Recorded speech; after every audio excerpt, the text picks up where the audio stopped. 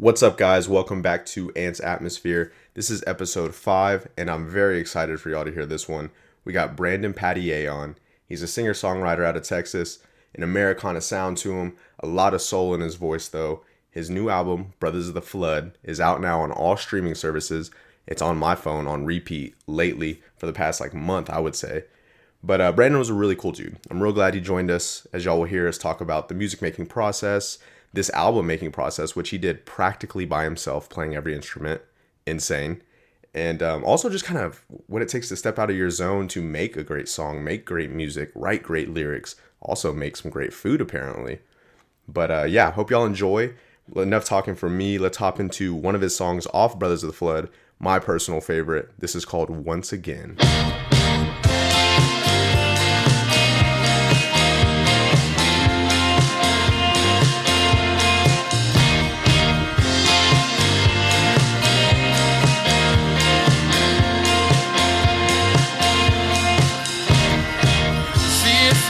Down the street light, look just like a scaredy cat.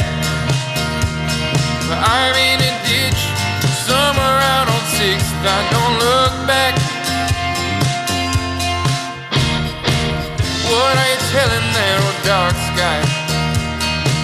Just howling with the wolves in the night. Take another page, double fisted, clenched and raised, and that's a fact. Once again, I am alone. All right, fresh off of Luca, buzzer beater. My adrenaline is flowing. I got a cold brew also flowing through me. I'm hyped, and we're sitting down with Brandon Padier. What's up, brother? Hey, how's it going, y'all? Man, first of all, thanks for being on here. I am a huge fan. Thank you so much. I appreciate that. Dude, your Brothers of the Flood album. I'm not a huge country music guy. Sure. I'm from Fort Worth, born and raised, but not a huge country music guy. But sure. Man, this Brothers of the Flood album, dude, you have a very, if I can say, a unique sound. Thank you. Is it country? That's a good question. Yeah, that's what I was gonna say. I was like, that's probably why you like it, because it's not super country. You know? Yeah. There's some stuff in there that's influenced in it, yeah, for sure. But I don't think any of my stuff is straight ahead country at all. You know? No, definitely not. Yeah, because I listen to a bunch of different music, and I don't know if we can cuss on here or not. No, yeah, you can say whatever you want, man. You can say whatever you want. Yeah, I listen to a shit ton of music, and so all that kind of comes out in the stuff I play. But yeah, just because I like the way my voice sounds, I think, and some of the stuff on there, it tends to maybe skew for some people a little country. But yeah, it's I use the phrase Americana in quotes. I like that. Big overarching genre that I can just throw all my stuff in. No, definitely. And I don't mean to pigeonhole you by saying country. That's kind of like the flavor it starts off with. Sure. But as you dive down into it, you get a few songs in, you start thinking like, oh, okay, all right. So I got in touch with you through Ryan. Y'all went to college together out at Hart. No? I met him. I was doing rec staff. Okay, might be. So you were doing rec staff. So let's start off, man. Where are you from? Where'd you go to school? Let's do all that. Yeah, so I grew up, and I'm still here in San Antonio, Texas. Nice. So I grew up here, went to college over at UTSA. That's where I met my wife. And now we've been living here for like in the east side of San Antonio for almost 2 years now. So just hanging out, man. Nice. You've been staying busy during quarantine. I see you got all your instruments behind you. Yeah. We're talking through Zoom. How you been staying busy besides music, I should say? Oh man, I mean, honestly, the first bit of the quarantine, I was kind of finishing up the record, so that's why I stayed busy most of the time. And now I'm just kind of going a little stir crazy because I want to take it out and play it for the people, but I can't. So yeah. And you're talking about Brothers of the Flood, right? Is this your first album? I saw a little bit of discography. Okay. Yeah. Yeah, second full length. Rock and Roll Heart of Gold was the first full length record, and I thought I saw a second one there. Yeah, last year. So take me through this process of first of all, Brothers of the Flood. Where did you come up with that name? It makes me think of Oh Brother We're Out There. Oh, nice. That's what it makes me think of. Yeah. So on I found that name. I was listening to some records I was like halfway through the process. I didn't have a name for the record. About halfway through, I'd finished for the day, and I was just kind of relaxing, listening to some records of mine, and I pulled out this Bob Dylan record that he did with the band in like 74 or 75. And I was just kind of looking at the cover while I was playing, and he has a big like liner notes on the back. There's this big like poem, like super lengthy, very like off the cuff. And in part of it, he says the phrase like "brothers of the flood," and for the band and he had a lot of history together. Like they toured Europe with him in '66, and it was a big deal. It was like the advent of like the changing of like him going electric or whatever. And then so he having that phrase "brothers of the flood," like those were his brothers when like the flood came, like when he went electric, and everyone was kind of like calling him Judas and all this thing. But for me, I saw he that sold out a bit. Yeah, exactly. And so for me, what had happened right before I put out Rock and Roll Heart of Gold, actually, is a band that I was a part of called Adopted Kids. We had put a record out, and we're getting some good traction there. But then the lead singer kind of just went AWOL and left us, kind of quit the band. What were you doing for that band? Were you just playing guitar? Playing guitar. I was a songwriter and co-producer with that band. And so he kind of left us to dry. And so I was like, well, like, and he and I were working on that first record together. I was like, well, I got to get this out. So I finished it up myself, put it out there. And so me and the other guys were kind of hanging around doing some stuff, trying some different things. But that name Brothers of the Flood really hit me, because I was like, oh man, like in this past like year, 2 years, like we saw the flood come through, and like this band that was like, we were pretty sure like was going to do some cool, like get some good moves going on, get some traction going. Yeah, for sure. Just kind of was wiped out. And so I was like, man, like, and so a couple of the songs are from that period where I was kind of sitting and waiting, like, what the hell happened, like, to that? Like, we had a good thing going. And so that kind of makes sense, because as I was listening, I've listened through Brothers of the Flood a few times now. Yeah. And one, just because I enjoy it, and two, like I was saying, big fan when we first started talking a little bit ago. But as I'm looking through, like I was looking through the titles of the songs, and it kind of starts off with like the first track's called "Don't Leave Me Wondering," and then the second track, "Everything Falls Apart." And so it kind of starts off with this almost not somber, like it's not sad music, but the lyrics are a little of this. And it almost made me think of, oh, he must be talking about a woman. You know, he must be talking about a gal. But so is that more of the lead singer leaving y'all? Is that kind of where the "Don't Leave Me Hanging, Don't Leave Me Wondering," comes from? It's a little bit of both, actually. I mean, so I wrote "Everything Falls Apart." My wife and I had hit kind of a rough patch, as you do in marriage, you know. And so especially for "Everything Falls Apart," that was like one of the first songs to kind of come to the record that really like shaped how I thought it was going to come out. And so that one specifically, and then a couple others, I was just like in this headspace of like, man, like what would happen if all this just kind of blew up in my face? Like, first my band blows up, like then my marriage might blow up. Like, is this all coming crashing down on me? And so I was kind of writing out of that place. And luckily the second part didn't happen, which is great. But so a lot of those do come from that, but some of those is a big mixture of feelings between, our singer, like one of my best friends, like just kind of up and leaving us, and then also having these hardships going on with my wife and me, and calling, man, like what's going to happen? A lot of uncertainty in that. And I mean, that's where you get a lot of these like really deep love songs, you know, like "Love So Green" and stuff, where it's like, though I have this like immense like sorrow and questioning, I also have this deep love, and I want to share that and show that as well.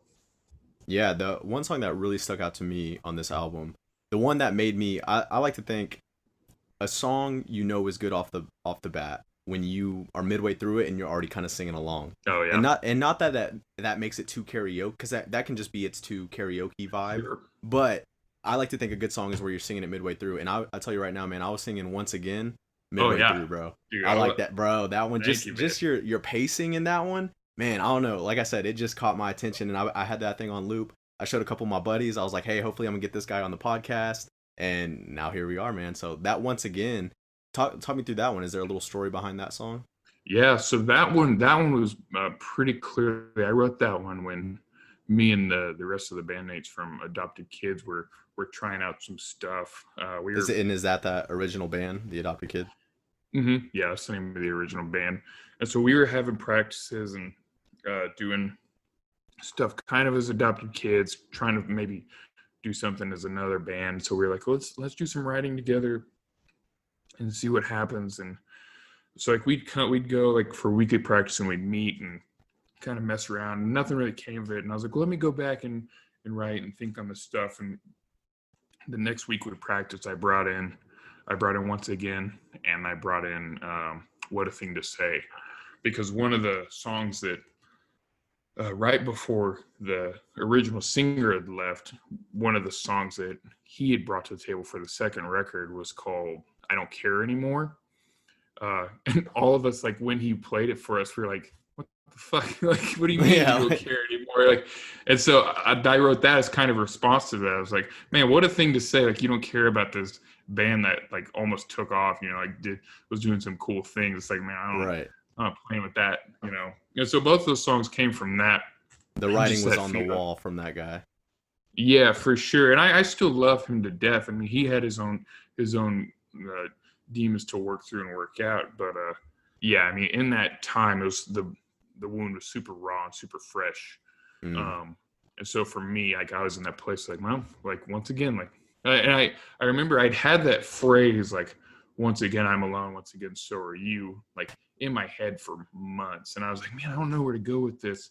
And then we were playing around, doing stuff. I came home one day and I just kind of bumped it out on the acoustic guitar and brought it to him. Like, here it is. Let's go. Let's play it. And that's kind of how it came out. It's really interesting how songs come to me sometimes like super easy like that. And then other times I have to work for like days or weeks to get them to come through. Are you you just kind of jot down notes when they come to you, or do you like to try and sit and work through it right when you get that inspiration? Man, so it's a little bit of both. I try to catch them as they come. But I also, there are times where I'll like schedule like an hour, 2 hour blocks. So I'm like, I'm going to sit down and I'm going to write and see what happens. And sometimes I'll get some good stuff, and sometimes I won't get anything. And so I try to be open at any time, just in case that the muse, as it were, kind of comes through. And like that's how it happened with One More Mile. Honestly, I was driving, like, literally as that first verse of the song is pretty much how it happened when it came to me. Like, I was driving home from a gig. It's an early morning. I was on a SH-130 actually. Okay. Luckily, we're all in Texas. We all know what that is. Yeah, right. Everybody listening. I have a few friends from Oregon that are solid listeners, and they're like, "Oh, okay, yeah." Yeah, like, what is that? There's this big super highway toll road, and I was coming home. I was living in Round Rock at the time, so I was driving back up to Round Rock.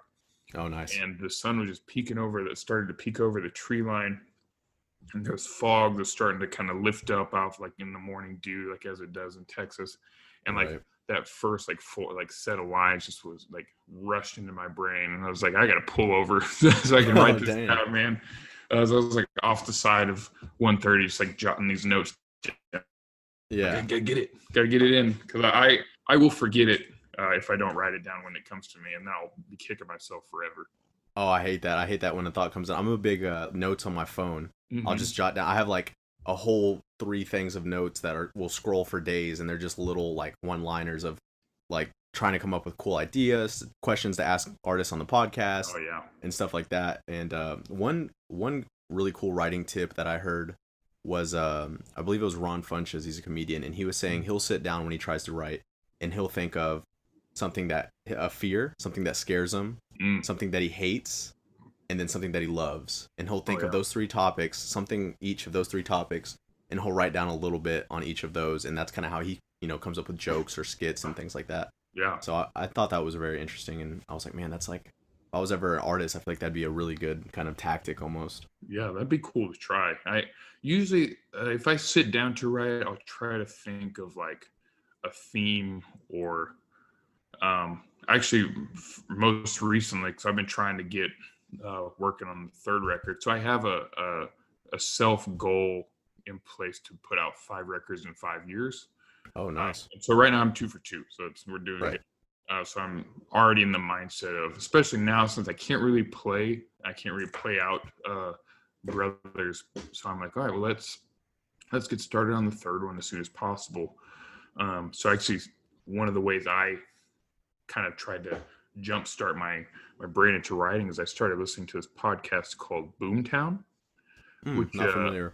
yeah, so it's a writer from Texas Monthly magazine. It's basically like a 1 season like shoot talking about the oil boom in the Permian Basin. Interesting. It's super interesting. Yeah, it's very strange. I mean, I've grew up in South Texas all my life, and I've been out to like that area. You know, I've been kind of all around to the more like deserted parts of Texas. But it's just a really interesting like concept to think about something that's super close in terms of like regionality, but also incredibly foreign to me. Because like I grew up in the country, but like Permian Basin's like a whole other continent of Texas, you know. Exactly. Like, it's a whole people other that type aren't of from person. Texas. People that aren't from Texas, exactly. It's a whole different culture. Different people are from there. Different accents. Like it's different.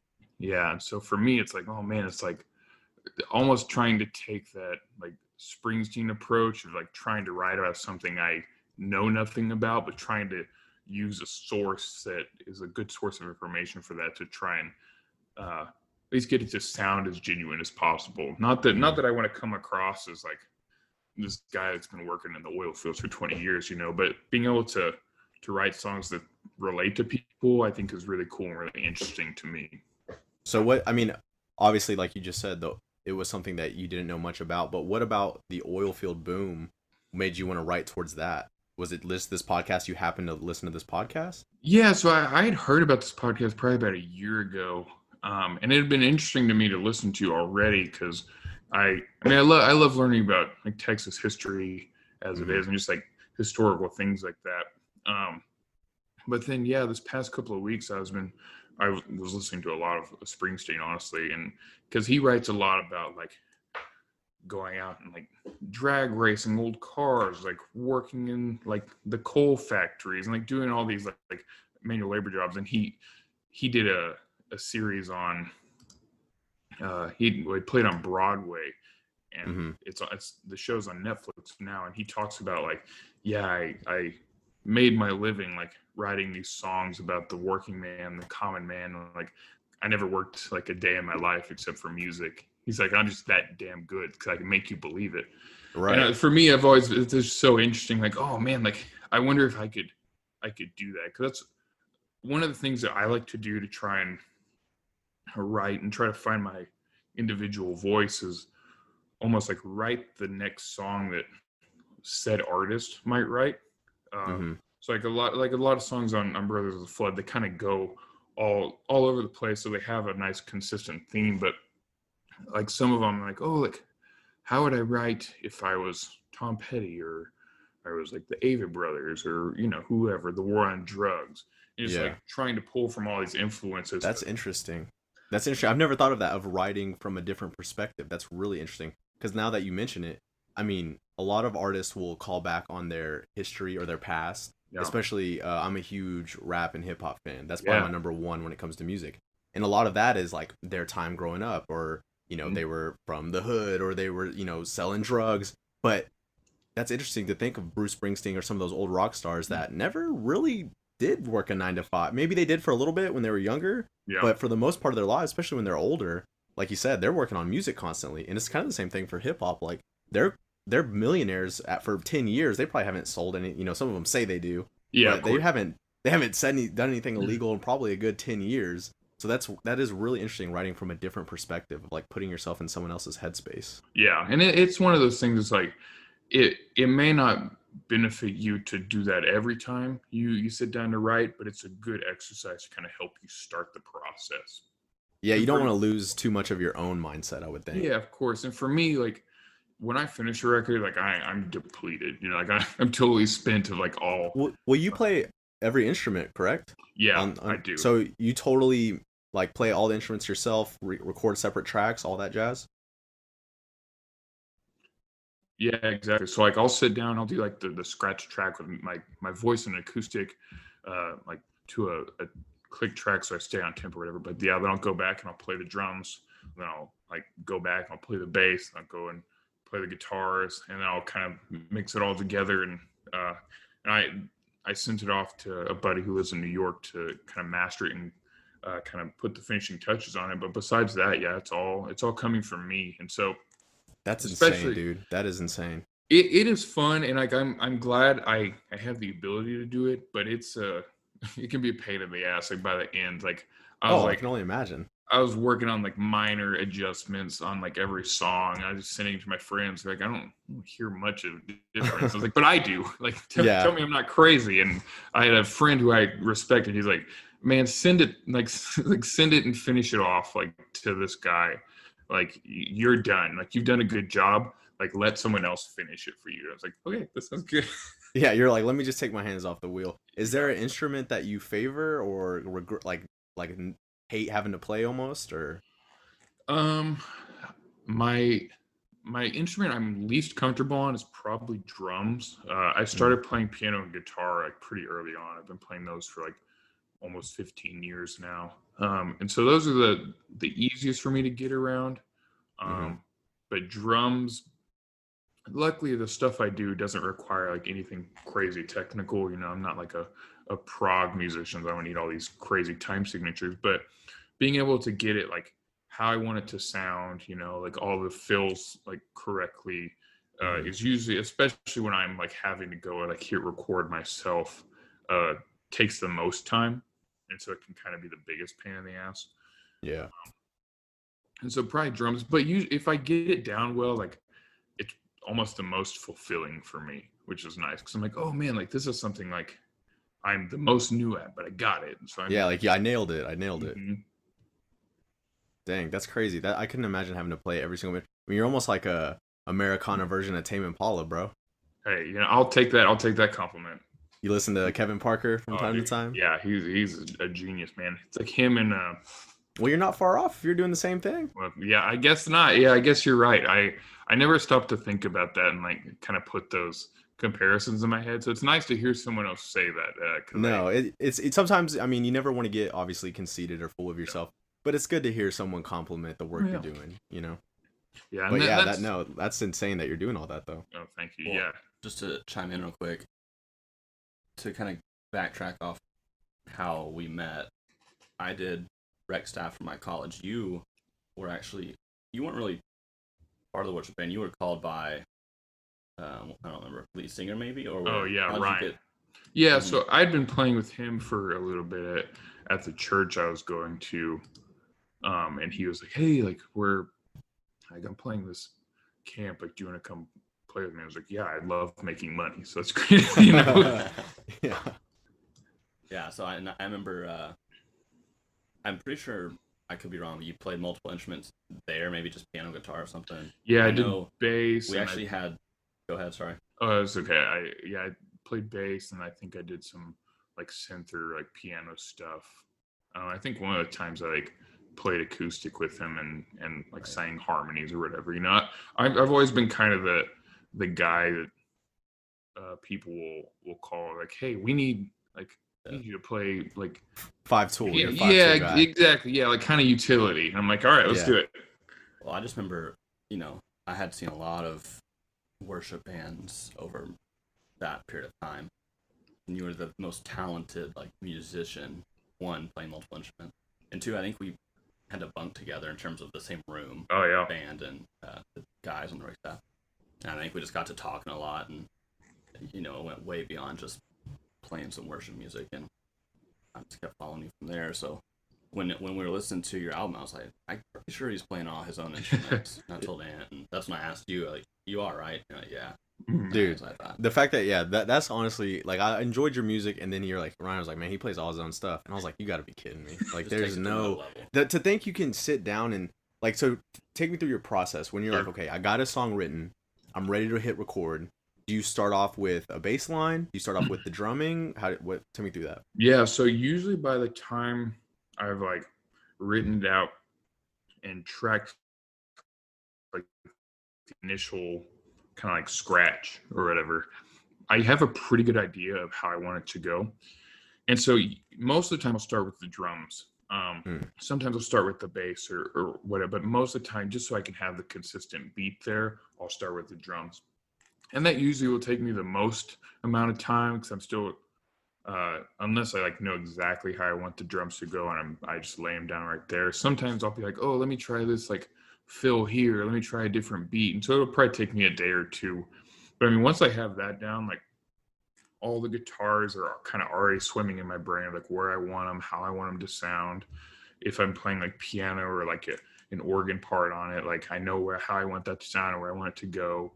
And I'm pretty hard on myself, and like I I like the feel like natural sounding songs. You know, like I like to have like because I mean they are technically like live in the room. So I played them live in the room, but they're all like So separated out. are So you in I a room at your house, or are you I'm a room at actually your house or a I'll studio? do it all in here.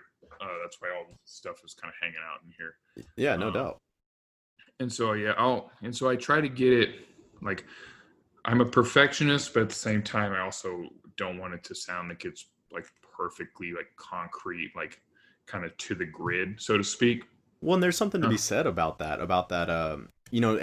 Anything that's too perfect, too crystal clear, it sounds too manufactured, not real, not yeah. gritty, not Americana, definitely not Americana. Oh yeah, That's for sure.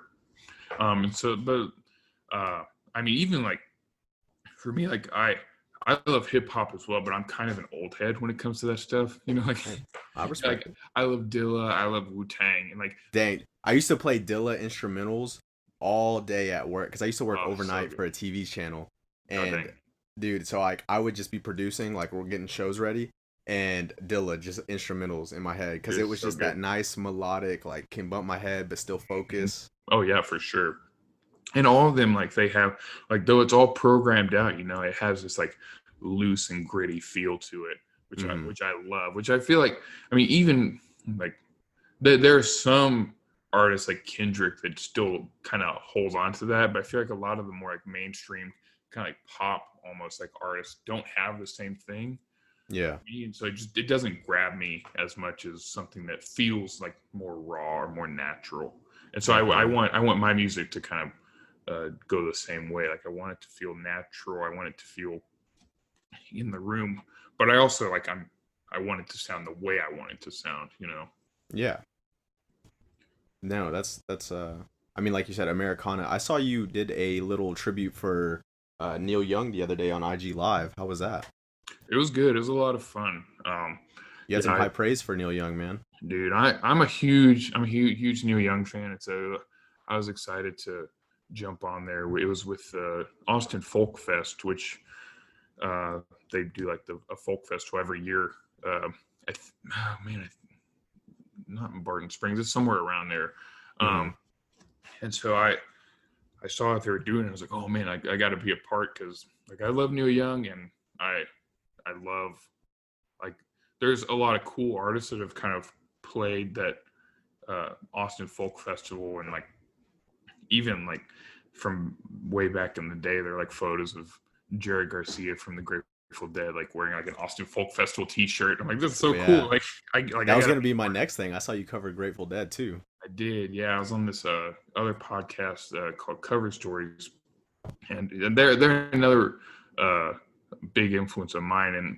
And that song I did in particular, "Friend of the Devil," um, I always play it in my live shows. Usually, like if I play like a brewery or something, it's like a 3 hour slog, you know. So I gotta Right. fill it. I gotta fill it with You're some gonna covers. need yeah. You're gonna Like, need some some deadheads to come sit and mm-hmm. chill. And so it's cool. I usually play it my first or second set, uh, just kind of.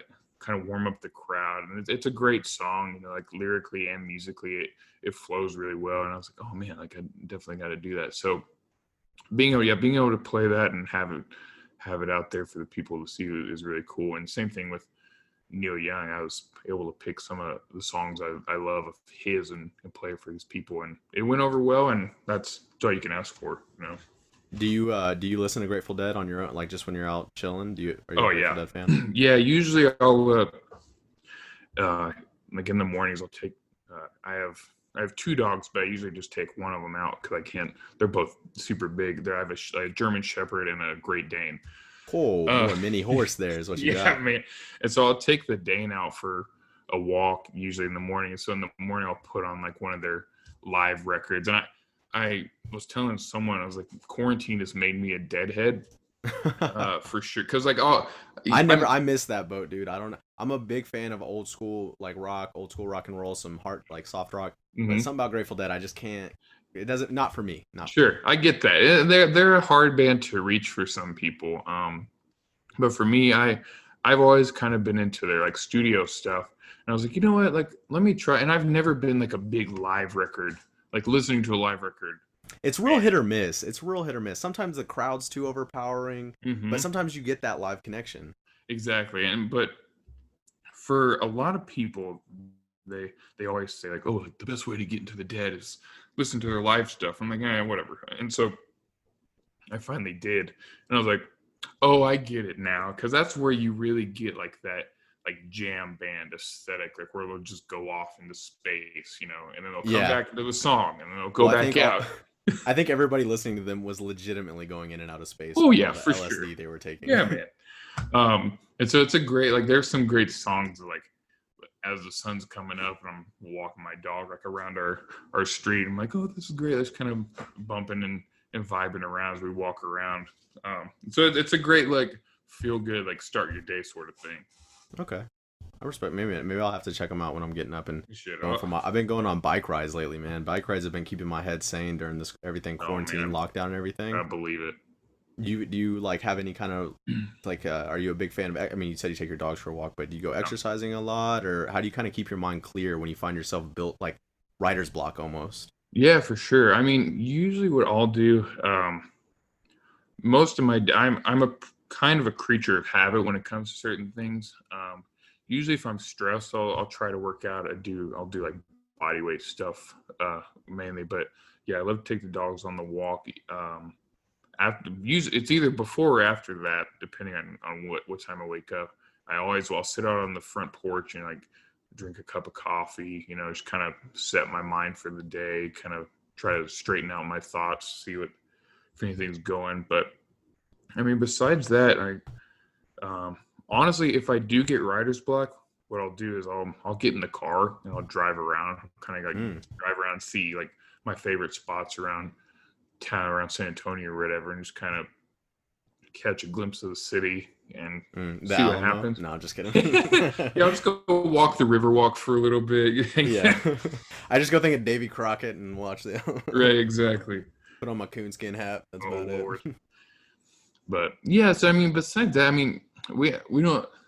Our house is nice. We have a little bit of a yard, but usually I'll sit on the front porch and just kind of hang out with the pups.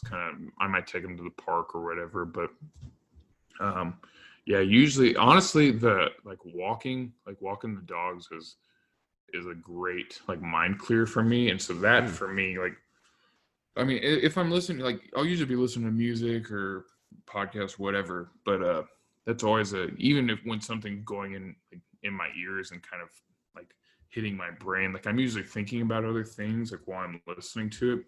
Yeah, I have that issue with reading. Oh man, yeah, I get that completely.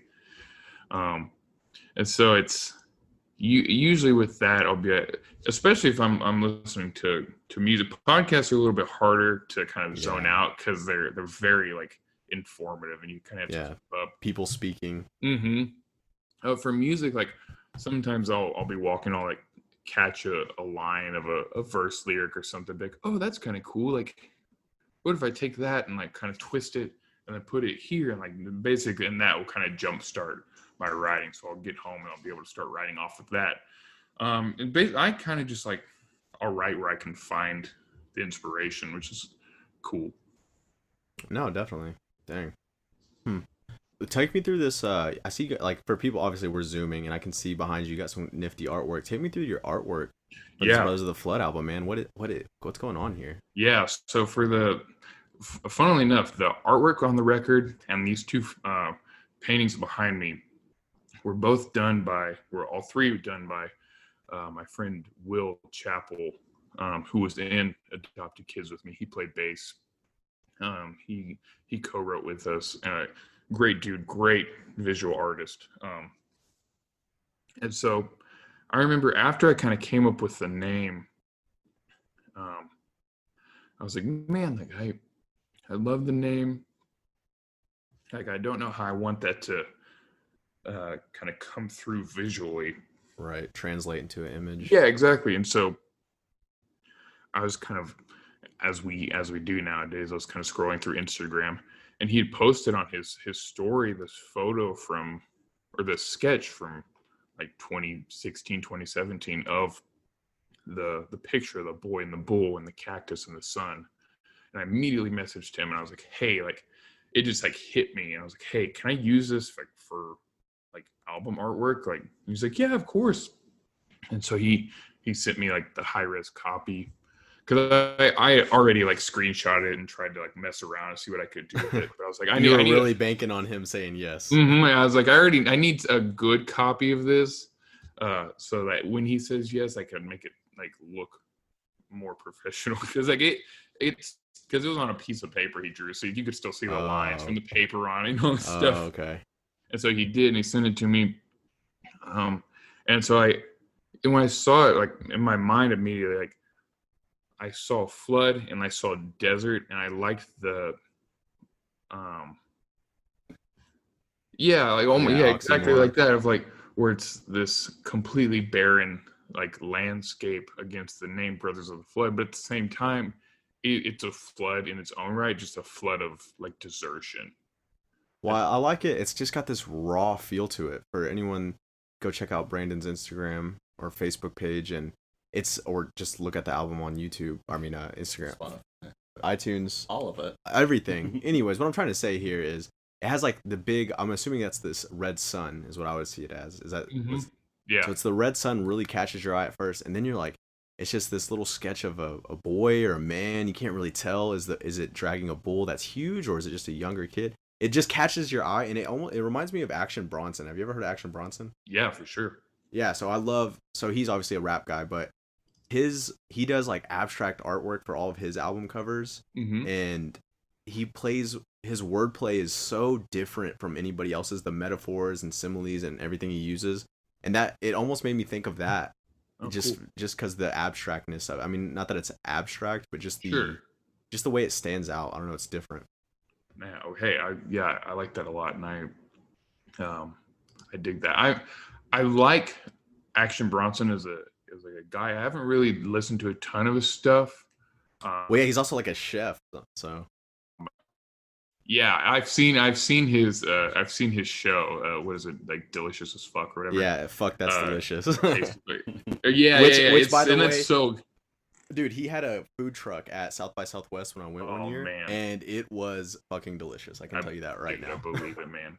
It was like stuff I'd never heard. It was like some weird like French with cheese curds and like things I would never usually order. I was like, if Action Bronson says it, like I gotta have eat it. Yeah, I'm gonna eat it. So I freaking did, and I don't regret it at all, bro. Nah, for sure.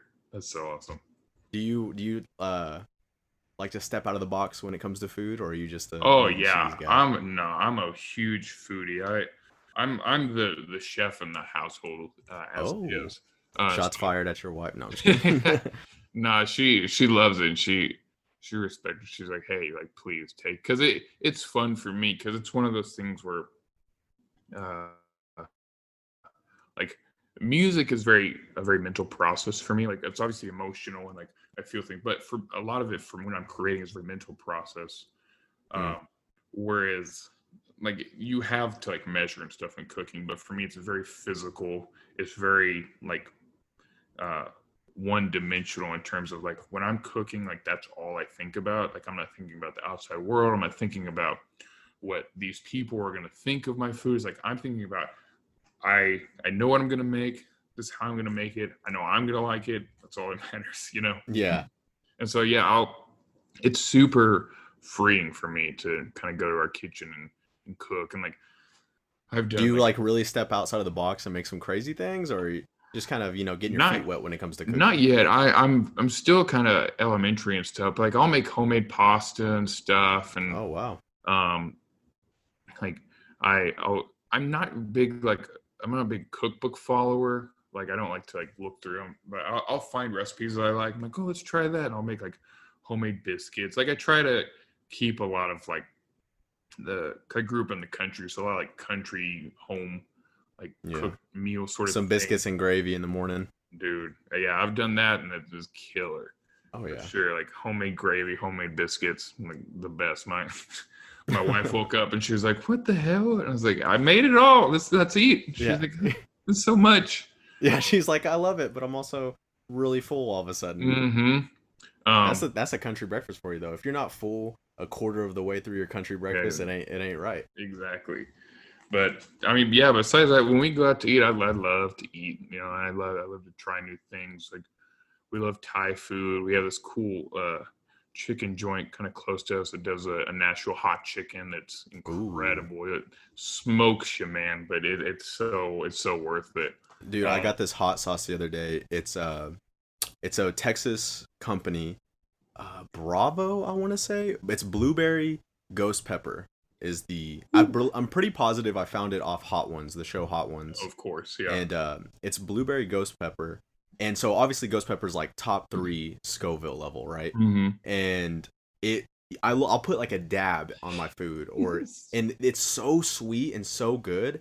But then that ghost pepper kicks immediately, and it's immediate, man. like taste buds on fire, eyes watering and sniffling. But I love it, man. I love So it. good. Oh man, yeah, I love hot food, and so I'm glad my wife also does too. Otherwise, I don't know if we could stay together because we love getting spicy stuff, you know, just kind of smoking our faces out. We're just like, oh, like with tears coming down. Like, this is so good.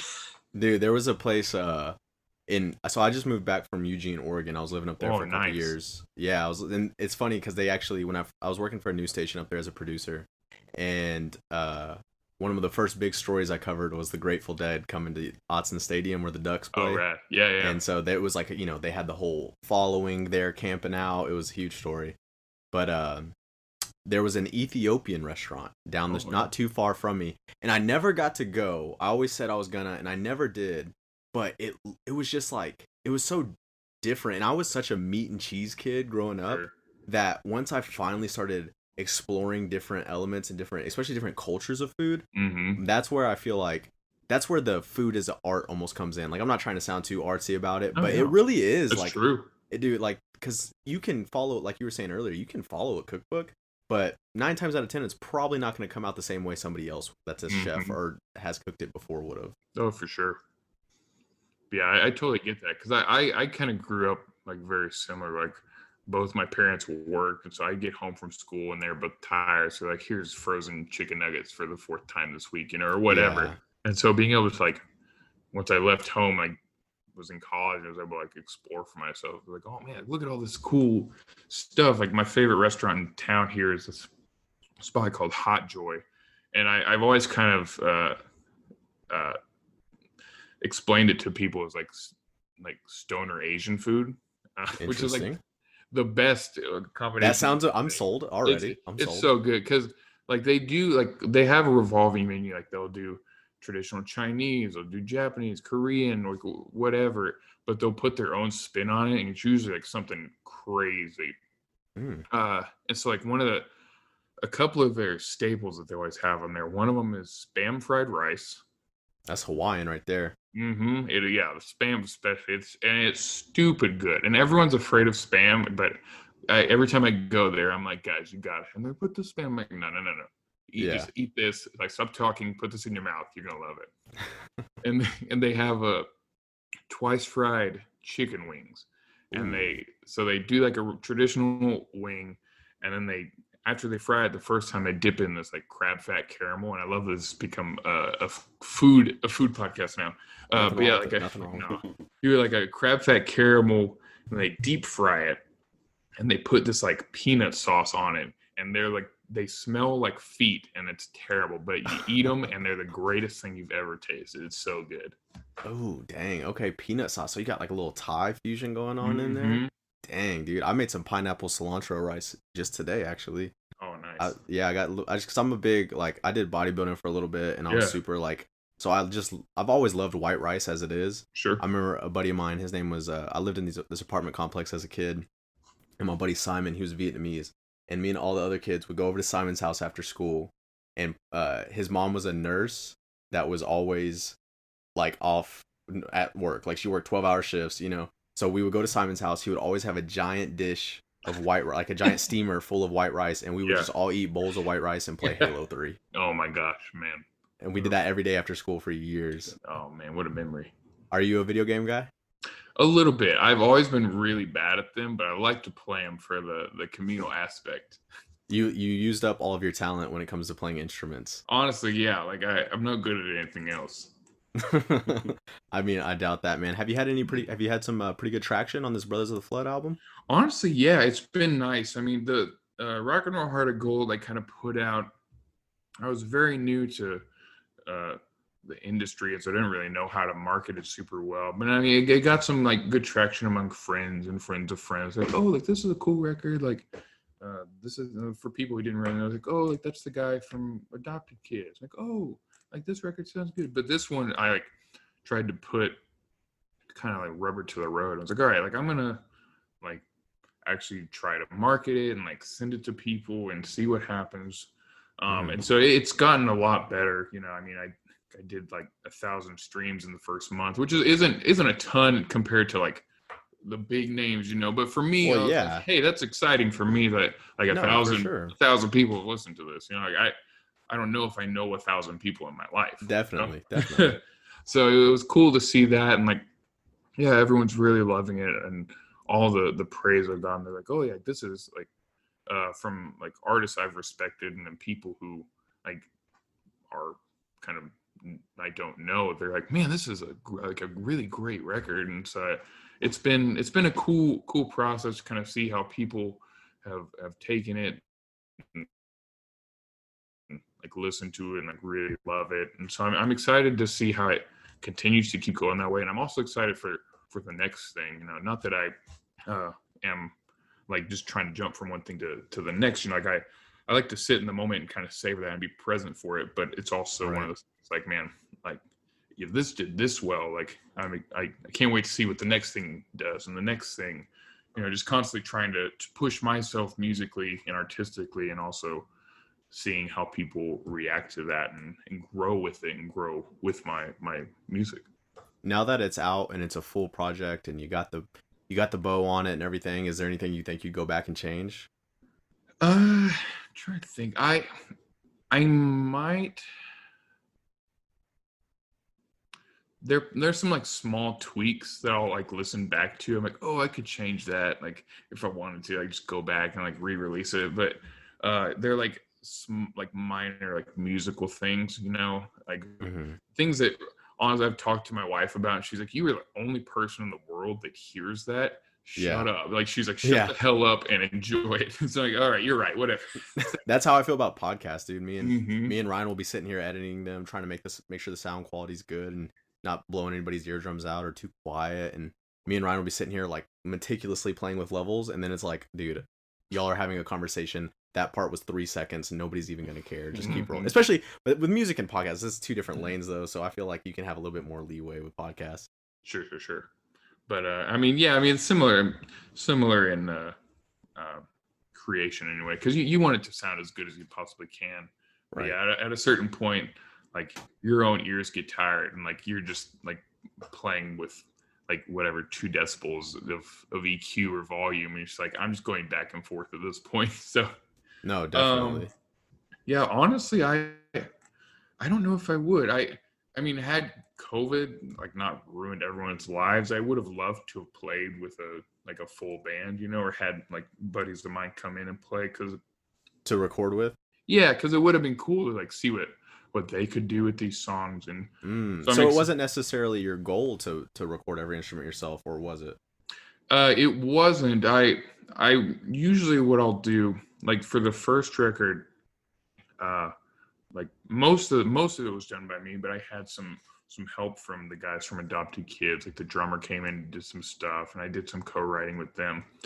And this one, I knew I wanted to do all the writing myself, and but at first I was like, man, like it'd be cool to like get these like other artists that I really love in here and like see what they can do with these songs, and like still have the vision in mind of what I want, but have these cool and like really good musicians to help flesh it out with. And then COVID hit and everything got shut down. I was like, well, now I'm forced to do it by myself 100%. And while I'm glad about it, because I always tell artists or people I know who record music, I'm like, man, like you should try to do something entirely by yourself. Like you may hate it, and it may be the hardest thing in the world, but I think it helps to kind of strengthen yourself and empower yourself as a musician to be like, man, like I did this all by myself and I'm proud of it.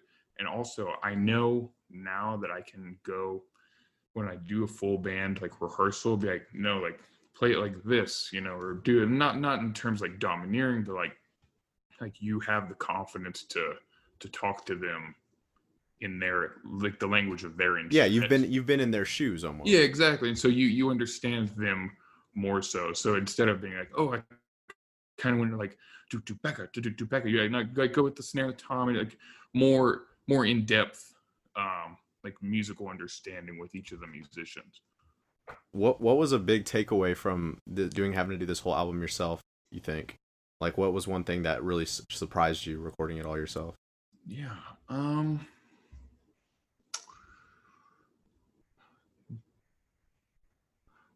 don't usually go in or finish things up and have a lot of questions. I'm usually pretty dead set on how I want things to go, but I'd probably say for me, just being sure of myself, like that the songs were like as good as they could be, you know, or like that like they didn't need altering at all. And because like I would send them off, like, what do you think? Like, should I change this? Should I alter this? And like, no, man, like it sounds good. Like it sounds like you. It sounds like this artist that you're trying to emulate, but it also sounds like you as an individual. Like go with that, you know, like step out with that. And I was like, okay, like I can actually trust myself, like in the process, and be like, okay, like I'm not a crazy person, you know. I'm not like blatantly stealing ideas, but I'm also like, you have the knowledge and the skills to put something out that's good and has your name on it, that these other people that you respect also like, you know, but it's still right. It's 100% your vision. So yeah, I think being able to have the confidence to put it out was a cool like answer. No, definitely. And I mean, that just kind of, so was it just kind of do you think that's your own self, like image of yourself, just like, oh, I hope people like it, kind of, you were just kind of nervous that way? Yeah, for sure. I mean,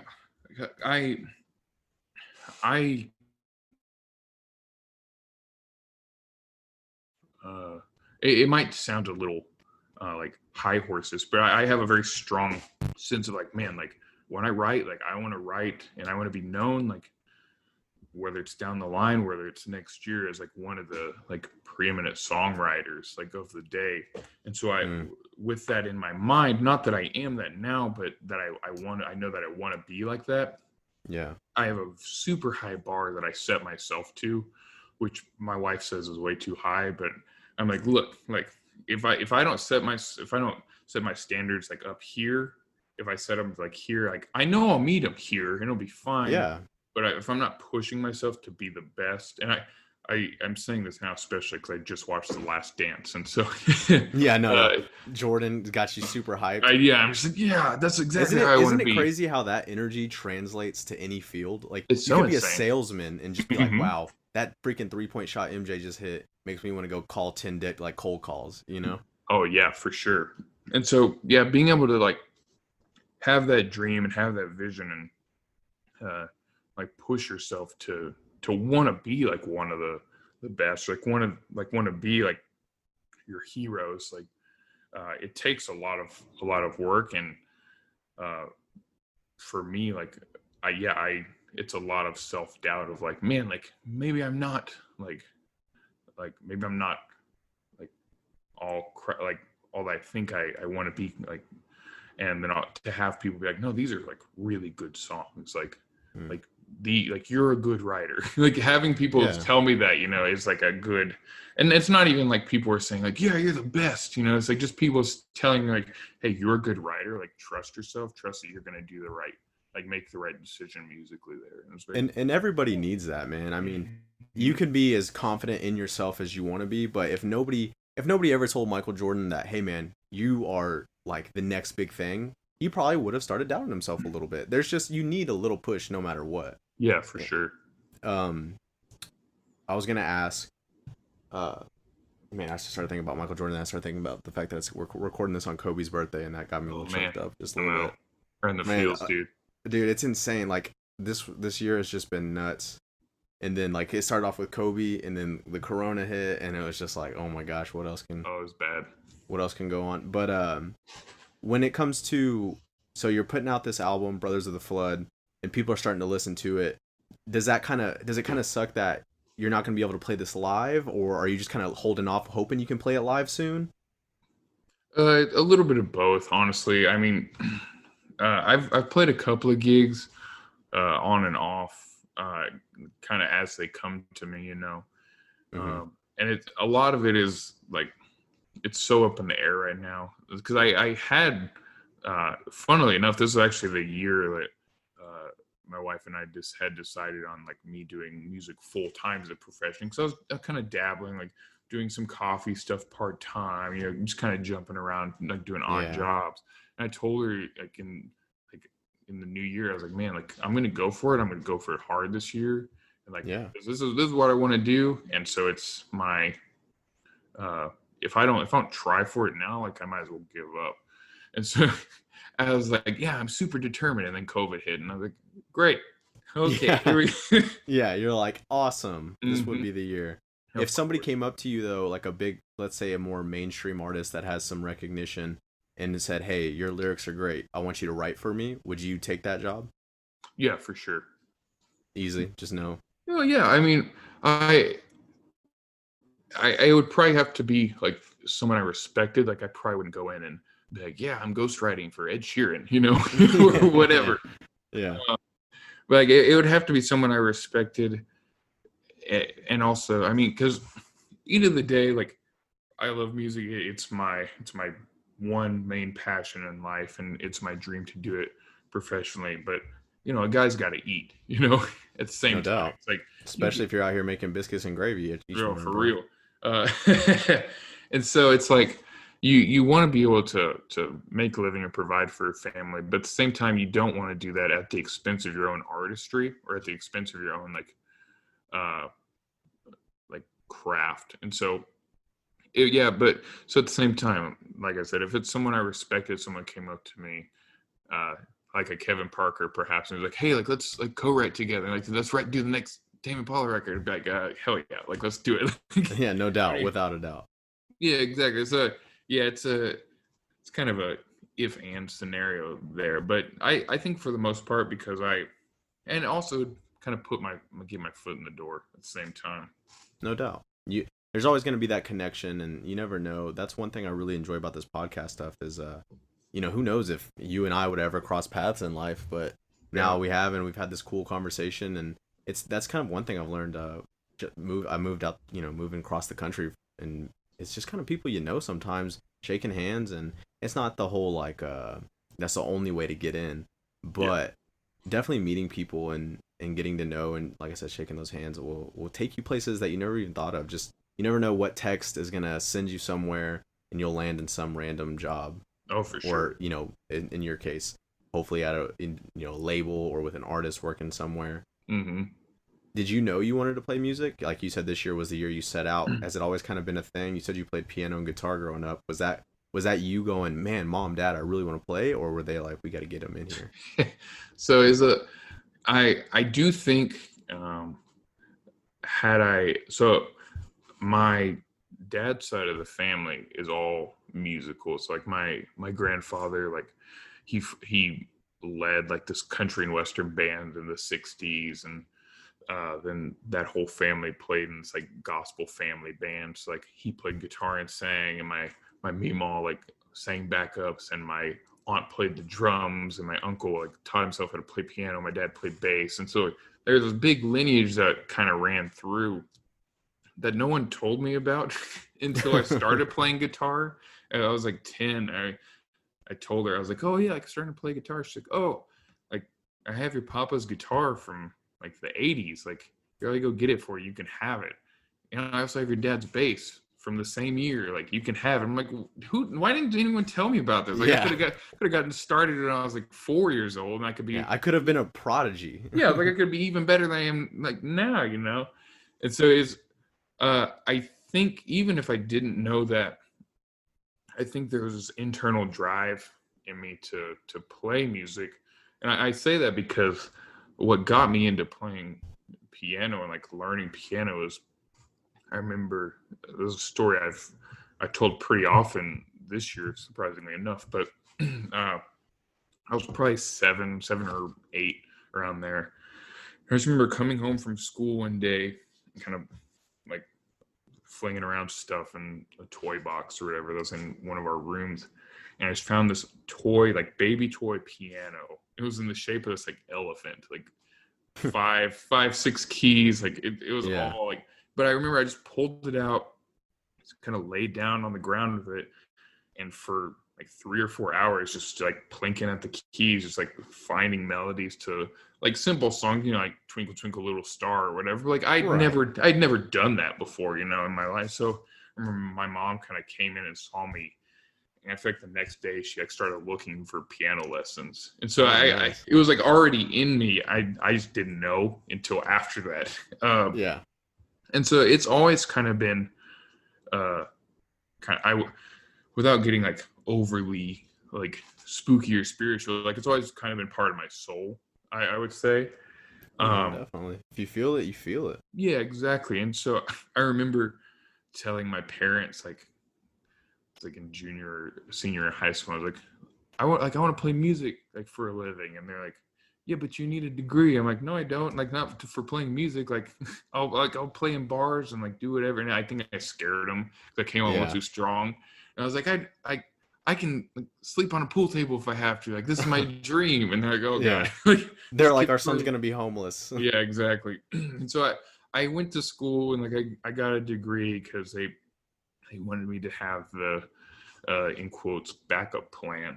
But I mean, I told them multiple times, like, man, like, this is great and like economics is interesting, but if I go in automatically assuming like, oh, like I want to do music, but I have this backup plan, like I've already failed. Like I might as well just keep going on my way. Like I can't even consider the backup plan as a plan. Otherwise, I'll always know like, oh, well, I just have this to fall back on, and I don't want to. It's the safety net. Exactly, and like I want to be flying without a safety net. You know, like I want to be focused on the goal, and not for the like at the expense of people around me, like my wife, who I care for. I want to support her.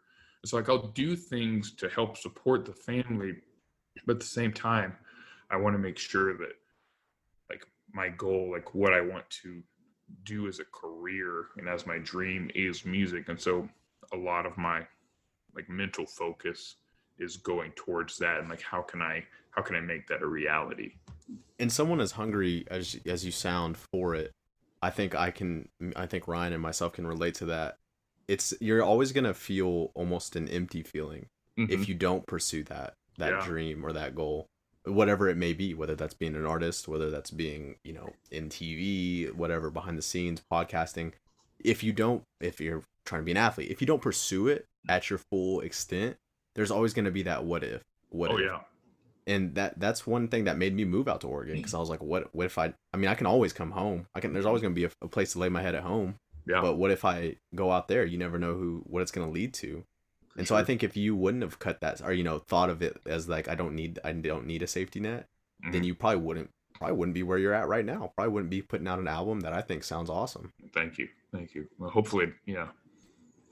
So when it comes to you performing this album live, whenever that day comes, do you think you're gonna be sitting up there with an acoustic by yourself, or you'll have like a backup band learn the chords and everything? I think um, I want to do both. Most of the shows that I've played and I have been playing have been like solo acoustic stuff.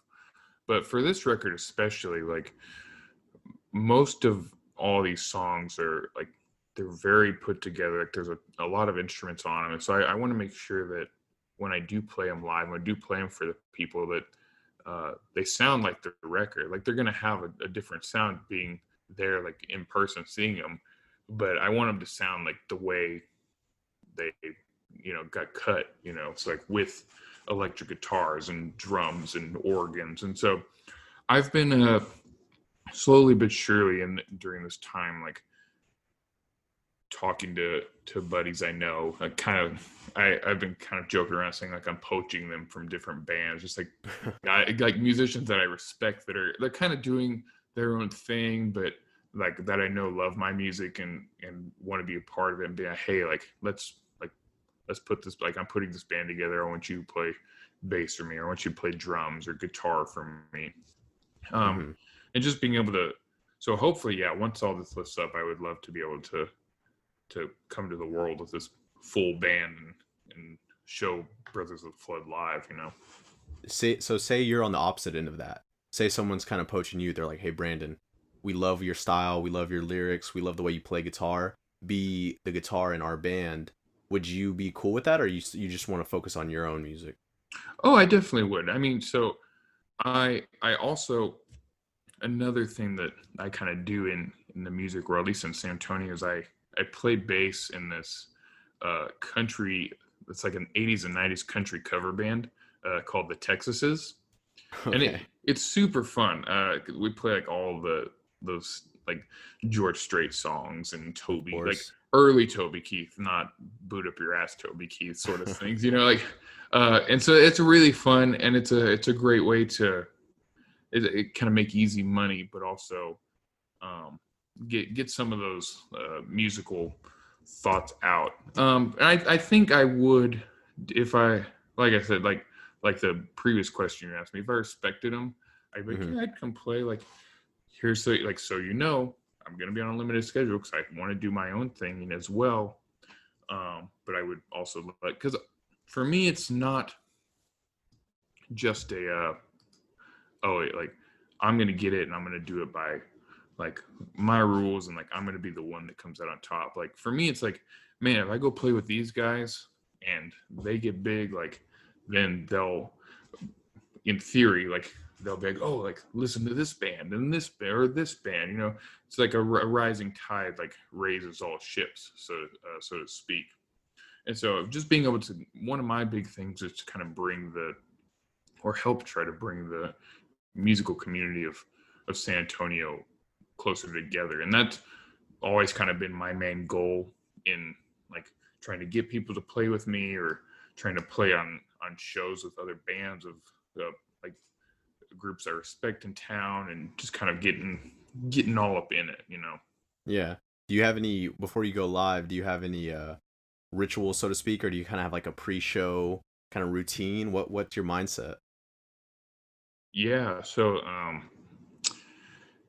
usually depending on where I play, um I can never eat beforehand. I just I can't. I'll The always get, nerves. yeah. I'll get, well, it's not even nerves. I'll just get too full and I won't be able to sing the way I want to. But Oh, okay. usually I'll sit in the back, um, and I'll have like 2 beers and just kind of be in my head, be like, all right, let's do it. Like, and Just get a you, nice little yeah, sip, just a little sizzling. calm you down just a tad. Mm-hmm. And then I'm out there and use like 2 beers and a water, and I'm good to go. That's it. I You're mean, not, have you ever gotten drunk and gone on stage? uh, yeah, actually, I was the Adopted Kids album release. We the backstage, someone had brought a bottle of whiskey, and we were just drinking like Oof. pretty, because there were like two bands before us. We're like, yeah, let's just hang out and party. And I went out and I was pretty drunk, but I played great. Hey, And I was like, look, I'm not gonna do that again, but I'm glad I didn't mess up. you're probably nice and loose, bro. Oh, for sure. Okay, and we needed to be like, it was a packed out, it was a packed out place, and so I would have been crazy nervous had I not been, because like there are people there that we love, but there are a ton of people there that we didn't know that just saw the flyer like, oh, I'm going to show up, and so it was a cool experience. But yeah, had I not been as loosened up as I was, I probably would have frozen a little bit. Well, I think it also kind of I mean, I don't know. I did a few open mic nights. Like I got really big into comedy for a little bit when I was Yeah, living in Oregon, and I want to keep doing it here in Texas as well once kind of comedy clubs open back up. And I would always have a drink or two just to loosen up. yeah, And exactly. but then I kind of started thinking of it. Do you think it almost plays into the artistry of it? Like somebody starts to rely on whether it's alcohol or a joint or some other crazy drug. You know what I mean? Do you ever think of that? I do. I try not to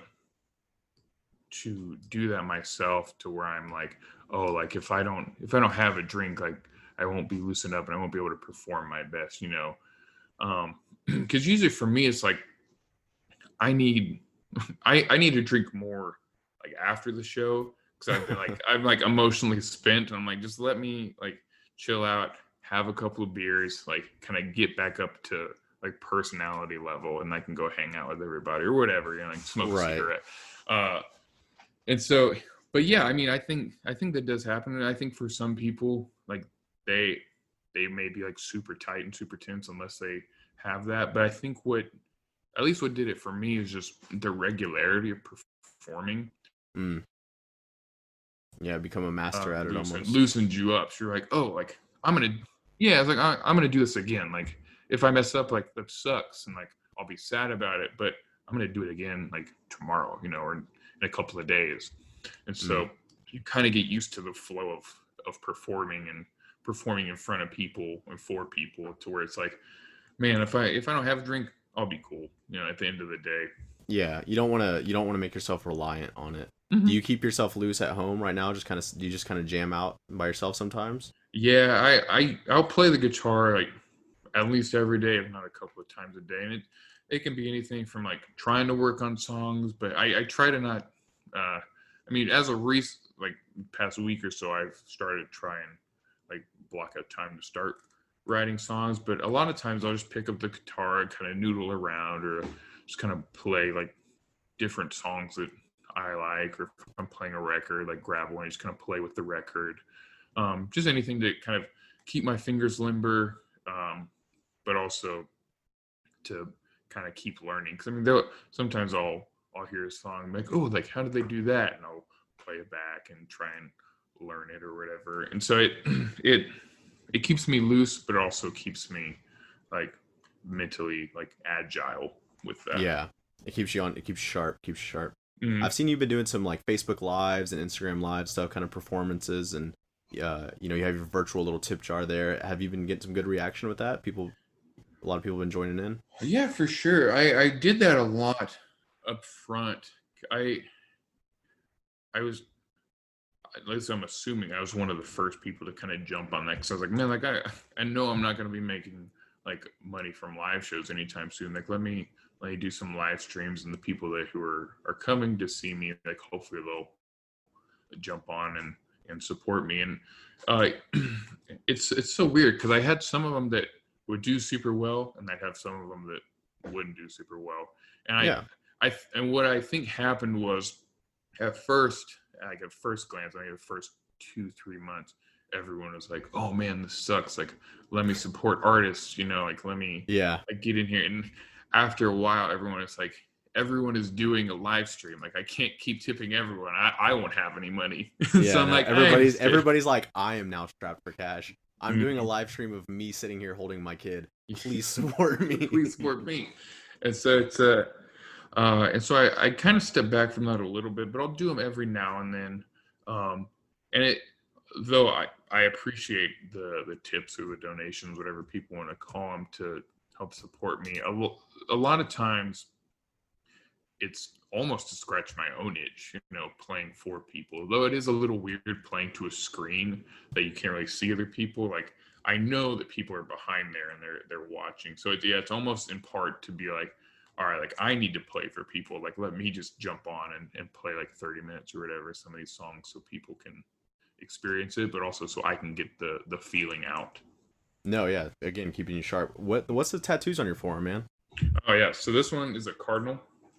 Okay. I Nice. got that one for Huge St. Louis fan. No, I'm just kidding. I get that. I've gotten that question before, so not all the way off.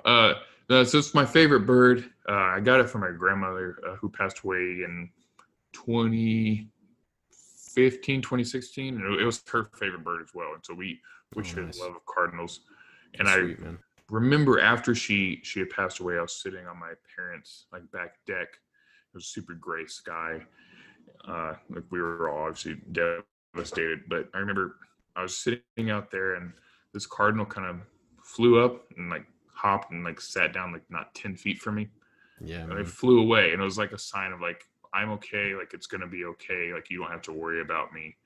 And I was like, man, like, and so it stuck with me to this day. And so that's huge. And so I got to always remember her, and also just I love cardinals. So, but it's always a good reminder for her. It's a thing that like people say cardinals do represent are a sign of that. Yeah, like the afterlife. Yeah, no, man, that's a similar fashion. My dad passed away recently in February actually, and I like to. I'm not the most religious person. Sure. But I do. There's something to be said about this world and the after. You know what I mean? There's something. It's not like I'm just like, oh, we're on Earth to be ground worms and die. You know what I mean? Yeah, for like sure. There's something out there. Like when it comes to listening to music, and there's an energy. And so my dad had passed away, and I had came down and everything, and I went back home to Oregon, and it was a real tough time because I was up away from family, and I'm sitting in my apartment, and I was on the second floor. And then my porch, my back patio, I had a back patio, and I would always leave the blinds open because it was big, giant sliding glass doors. Yeah. And the sun would set, and I would watch the sunset like almost every night just because it was this cool backdrop. Of course. But one day I'm sitting there and I'm just kind of watching TV, and I have my patio open, and Oregon's notoriously cloudy. But the sun just kind of like super cloudy day. I'm feeling real blue. I'm feeling real down. Yeah. And the sun just kind of like just peeked out, like just right into my back patio door, dude. And it was right after my dad had passed, and I was like, and so similar to the cardinal, it's just there's those, and you just know, like that wasn't just the weather, that wasn't just the cloud rolling over. That was a sign, that was a message. Yeah, that's cool, man. That's real cool. The cardinal. That's great. And so yeah, I have that, and then I have these two Native American chief, and then the yellow rose. I like the traditional style of it. That's yeah. I'm a huge fan of like traditional style tattoos. And so I try to keep it as close to that as possible. But both of those, like, I don't really have stories for. I was just like, man, like I want a chief tattoo on my forearm, and I want a yellow rose tattoo, kind of as like a memorial to Texas, because I'm a Texas country boy at heart, at the end of the day. But I was also like, when I was like younger, and I like pictured myself, like cheesily enough, like I pictured myself like playing on stage in front of people. Like I always pictured I never pictured the cardinal, funnily enough, but I always pictured this arm to have like a chief, a yellow rose, and some other stuff. And like those are all kind of like more blurred out, but I remembered these two specifically, and I was like, I gotta get those. Everything else we'll figure out along the way. So yeah. We'll fill it in. That's so funny, that kind of the yellow rose and the symbol of Texas, because everybody always, because I have a Texas tattoo as well. Nice. It's literally just the outline. It's cooler than just a black outline of Texas. But, sure. And but everybody's like, dude, because the stigma of being from Texas is that you love it so much, which is true. And everybody asks me, do people always have Texas tattoos? And yes, they do. Of course. 100%. 100%. Ryan, you said you had a question for him. I have two. One, you've talked about trying to get your third album out a lot. Is there any progress on it? Have you started writing any songs done? Any title ideas? Or are we not there yet? Yeah, so I've started writing for it. Usually like feel like the fourth or fifth song that come through is usually where I'll like start getting like title ideas, or I'll start getting like musical themes for the record. I've written about, I'd say like one and a half in terms of like new songs. I had some stuff kind of left over from Brothers of the Flood that I didn't put on there just because I didn't feel like they were completely ready yet. So I'm going to keep working with those and see. And so I probably have about 6 or 7 songs like already like getting fleshed out or finalized. And so we're coming along. And so it's such a funny thing when it comes to making music, because at least the past 2 records, I had a really quick turnaround time.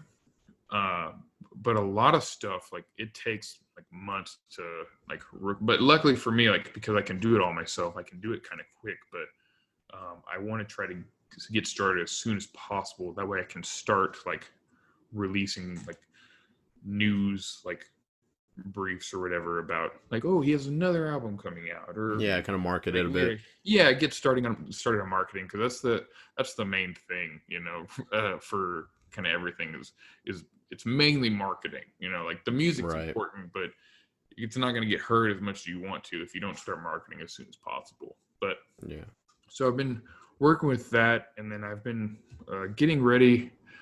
I think in a couple of months, hopefully, I'm gonna put out like kind of like a demos record of like all acoustic stuff from Brothers of the Flood. And basically, nice. Basically, kind of while I'm working on the 3rd album, kind of keep the momentum going with that, but also give people something a little bit different, like that they might want to hear. Because I mean, they're pretty like big instrumental songs, so I feel like a lot of people like the stripped down aesthetic of things, and so being able to give that to them is a cool touch, and just to have them hear like how they kind of originally started too, I think is interesting to me. No, definitely, that'd be cool. An acoustic version, I think that'd be really dope. Are you familiar with Stevie Ray Vaughan? Yeah, of course. Do you know anything about like Double Trouble or the name Luann Barton? Not Luann Barton. I love his band Double Trouble though. Right. I know. So I just was wondering, 'cause my great aunt, she's big Austin blues and always like toured with Double Trouble and Stevie Ray. Oh, killer! Like best bud. That's so cool. Sometimes Bob Dylan, but not as much. Yeah. Casual again. Yeah, let me just name drop that. My great aunt used to just roll with Bob Dylan hang all out the with time. the greatest of all time. Cool. Yeah. I mean, hey, Texas Flood, one of Stevie Ray Vaughan's best albums. Mm-hmm. Yeah. Anyways, that's all I have. That's it. What are you sipping on right there, bro? This is from Roadmap Brewing, a little microbrew here in town. Actually, they made this for a buddy of mine. He owns a design agency here in town. He does all their labels. And so it's a Pilsner they made by them called Due South, which is the name of their company. So, and they made him like cases of it. So he's like, here, take some home. I'm like, great. This is great for me. Yeah, definitely will do that. I will definitely take those home. I kind of got a little bit into the whole microbrew IPA scene living up in the B&W, but I believe it. There's not like the first time I ever ordered a beer out there, they were like, yeah, let me get, and it's crazy names like that one, Due South. They're like, oh, let me get this Witcher's Brew and everything. And I'm like, can I get a Coors Light? Yeah. You got a little bit of that Colorado Kool-Aid back there anyway. Oh, man. Yeah, it's so funny. Because I love it all, like I love like sour beers, or like IPAs. But ooh, have you tried the pickle one? I have not. I had a buddy of mine tell me, he's like, it tastes like a pickle, but it may not be your thing. I was like, ooh, I don't know. Yeah, it just sounds, I've had a sip and it's just I don't want to drink a pickle. Like, I don't want to drink pickle juice, Exactly. I completely get that. So for me, I'll do more like fruited sours, like the same place Roadmap, they do a plum, like a fruited, like a plum sour, and it's really good. It's super, it has the tartness of a sour, but it also like really fruity and like drinkable. But I also I love Lone Star, or like Shiner Bock, just some Lone Star. Oh yeah. A Frio Light. No, I'm just kidding. But so yeah, I'll do it all. But I'm drinking this Pilsner from them right now. Heck yeah, man. Well, dude, whenever you start playing live, you got to let us know, because I'm telling you, I'll be the first one to get in line for a ticket for you, bro. Well, thank you, my friend. I hope to be doing it sooner rather than later. Yeah. All right, Brandon. Shout out all your your Facebook and your Instagram. And where can the people find you? Yeah, of course. So it's going to be Brandon Padier, Brandon Padier Music on Instagram, Facebook. Once all this comes back to a nuisance and normal, you can check my website for all my show dates, which is just brandonpadier.com or padier.com. Check out those videos of me playing my song One More Mile on YouTube and Friend of the Devil. And yeah, just hit me up. Yeah, man. Well, again, really appreciate having you on. I'm gonna keep bumping this Brothers of the Flood record until you put out another one. So, Thank you so much. all right, man. Appreciate it. Yeah, thank you. I had a blast.